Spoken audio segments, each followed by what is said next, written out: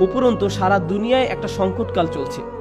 উদাহরণস্বরূপ আপনাদের অনেকের পরিবার সিরিয়ায় আছে, বা সারা দুনিয়ায় সিরিয়ার মতো জায়গায়, যে জায়গাগুলো পুড়ছে, যেখানে পরিবার নিরাপদ নয়, সন্তানেরা নিরাপদ নয়, যেখানে সব ধরনের মানবিক বিপর্যয় ঘটে চলছে এবং মানুষ মারা যাচ্ছে। ব্যাপারটা অনেকটাই যেন রাসূল সাল্লাল্লাহু আলাইহি ওয়াসাল্লামের বাণীকে পূর্ণ করার জন্য, যে হত্যাকারী জানবে না যে সে কেন মারছে, আর যাকে হত্যা করা হচ্ছে সেও কারণটা জানবে না।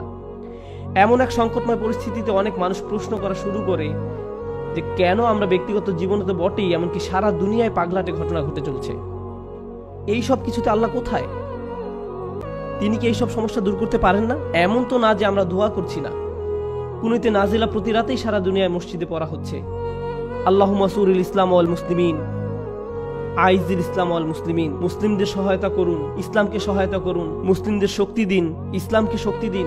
হে আল্লাহ, আমাদের দিনের শত্রুদের বিরুদ্ধে শক্তি দিন।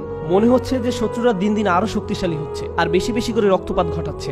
সেই মুহূর্তে কোনো ব্যক্তি তার ধর্ম নিয়ে খুবই হতাশ হয়ে যায় এবং চিন্তা করা শুরু করে এসবের কোনো মানে হয় না, আমি কেন দোয়া করব, কিছুই তো বদলাবে না। এটা কিন্তু আসলে খুব সার্বজনীন একটা সমস্যা। এই সমস্যার ফলাফল স্বরূপ কিছু জিনিস ঘটে। কিছু মানুষ দোয়া করাই বন্ধ করে দেয়, শুধু দোয়াই নয়, এমনকি তারা নামাজ পড়াও বন্ধ করে দেয়, পরোয়া করে না।